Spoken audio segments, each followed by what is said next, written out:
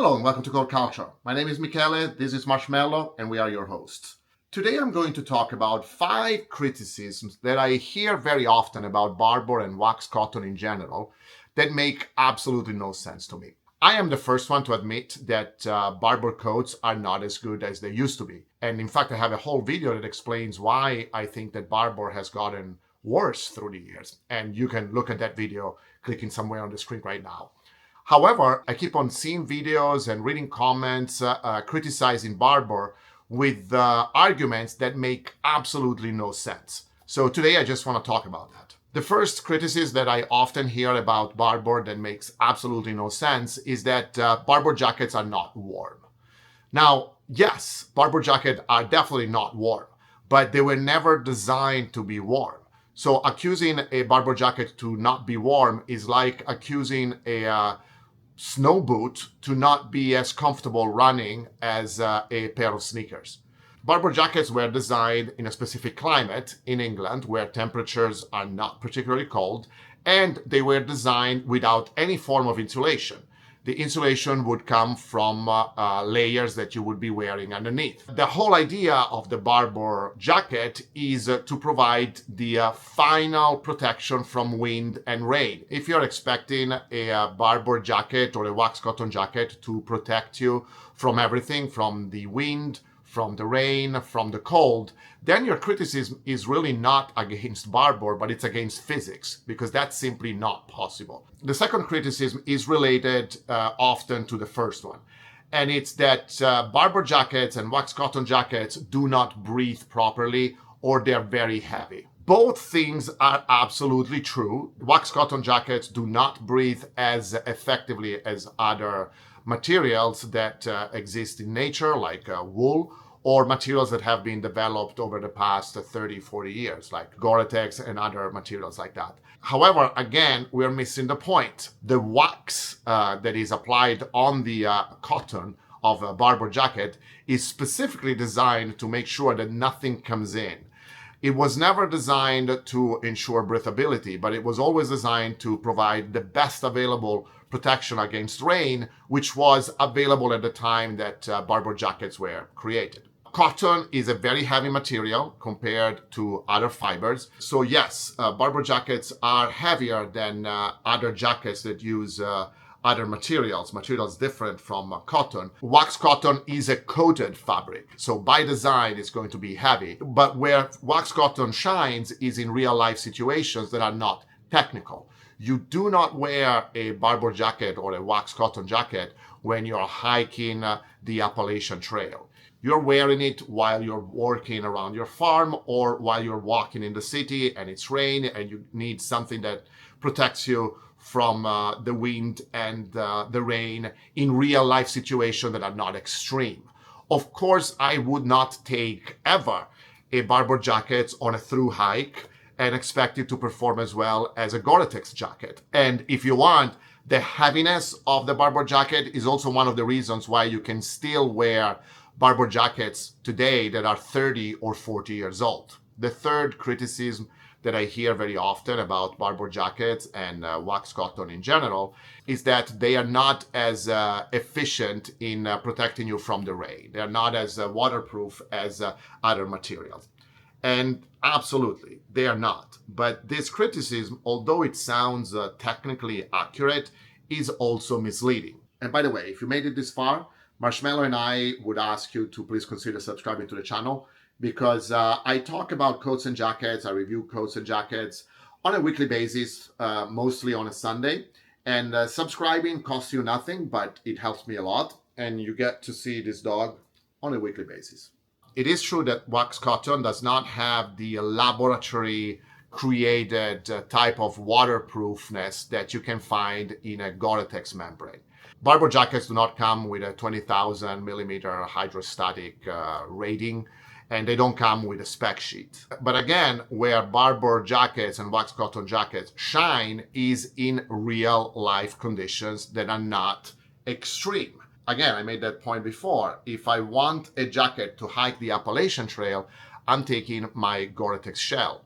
If I want a jacket for a quick ride on a motorcycle or for a quick walk in the woods or to go to work wearing a jacket over my suit, I will take my Barbour because it protects me from the rain, it protects me from the wind in real life, everyday conditions. Of course, everyday conditions and everyday usage will change according to each person. But for 99% of the situations for which the Barbour was created, it works perfectly. Is a Barbour jacket the best jacket for an alpine storm while you have been hiking for 20 miles? Absolutely not. Is wax cotton a very good jacket for city life when you are dealing with showers and sudden rains or misty rains? Absolutely. And I also want to point out that at the time when wax cotton jackets were designed, wax cotton was an extremely technological, cutting edge material. Now, right now, we may laugh at it because we have a lot of alternatives and better materials. But at the time, wax cotton was the best material that they had to provide this type of protections from the element. So criticizing wax cotton jackets for their performance by today's standard is like criticizing a mechanical watch because it's not as accurate as quartz watches. They were never designed to be as accurate as quartz watches, but at the time when mechanical watches were created, they were the best available technology to measure time. Now, are there better technologies right now? Absolutely. Is the precision of a quartz watch needed in everyday life, or is the precision of a mechanical watch okay and absolutely good for 99% of the situations in my life? The fourth criticism that I often hear is actually almost ironic. And it's that Barbour jackets are too fragile and that they need too much maintenance. They need too much time, too much attention to function properly. And I say that this criticism is ironic because, again, it misses entirely the point, although it technically sounds true. Yes, Barbour jackets require a lot of attention, a lot of care, and you're going to have to spend some time taking care of them. But this is exactly the reason why they last so long. Barbour jackets were designed originally to be constantly repaired, constantly rewaxed, so as to provide 10, 20, 30, 40 years of usage. I have several very old Barbours and I've reviewed them in different videos that you can find clicking on the screen right now or in the description below.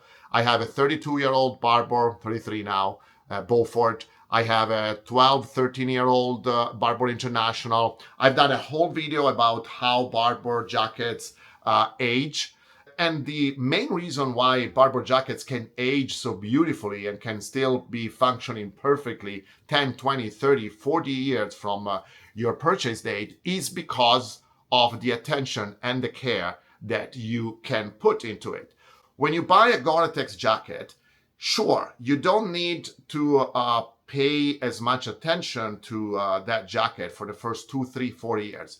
But once the lamination occurs, once the waterproofness is gone, there is absolutely nothing that you can do to bring that jacket to the same performance of when you bought it.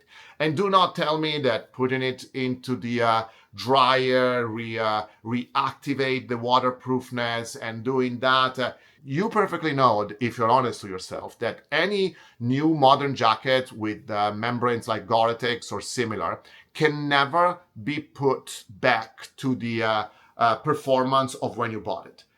Wax cotton jackets can be put back to the performance of when you bought them once, twice, 3 times, 4 times, 50 times, for as long as you want. So yes, you need to pour a lot of love and attention into a wax cotton jacket. However, that turns into decades of serviceability.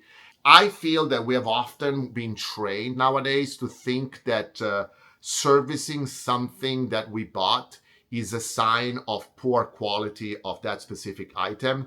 And that's simply because companies want us to buy more, newer.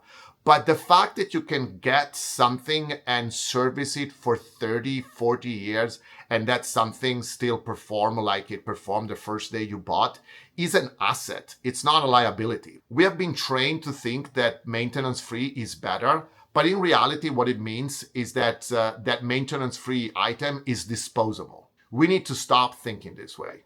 The fifth criticism is that Barbour jackets and wax cotton jackets smell bad. And it's a criticism that I've seen often also in my videos. When I review my old jackets, you always have somebody that says like, ooh, I can smell that jacket from the screen. The reality is that my jackets, even the very old ones, do not smell. And why don't they smell? Because I took good care of them.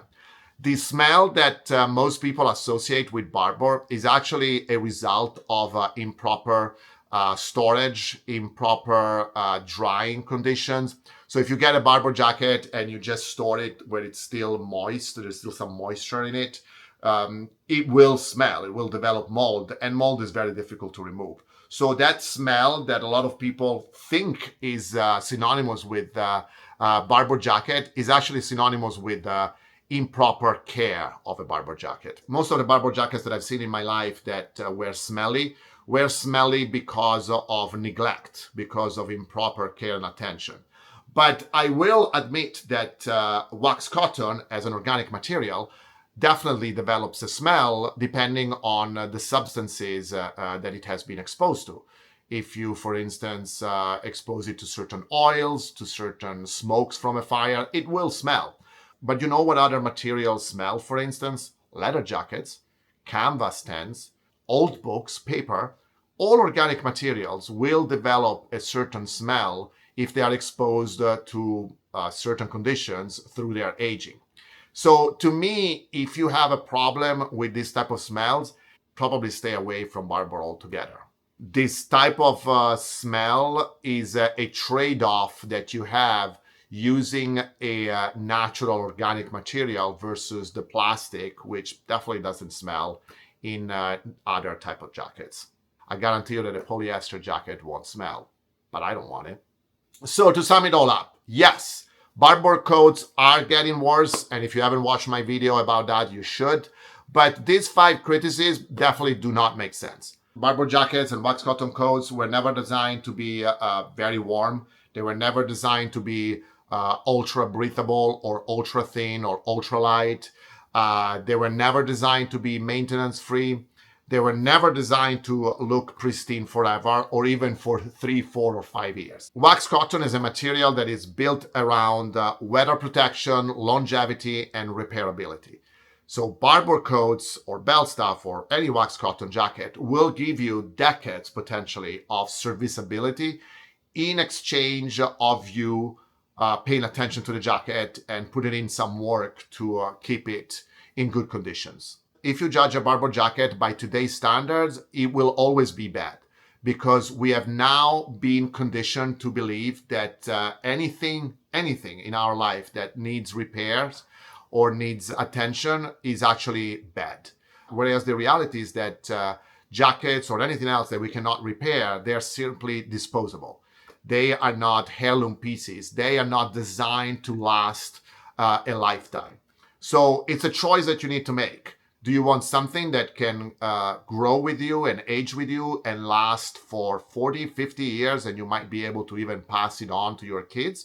Or you want something that lasts 3, 4 years and it's at the tip top of scientific development? There isn't a good answer or a bad answer. I will always grab a Gore-Tex layer when I go hiking the Appalachian Trail, but I will always choose a wax cotton jacket in 99% of the situations where the choice is between Gore-Tex and wax cotton. There you have it, folks. And I hope you enjoyed this video. If you did, please consider subscribing to the channel because it costs you nothing and it helps me a lot.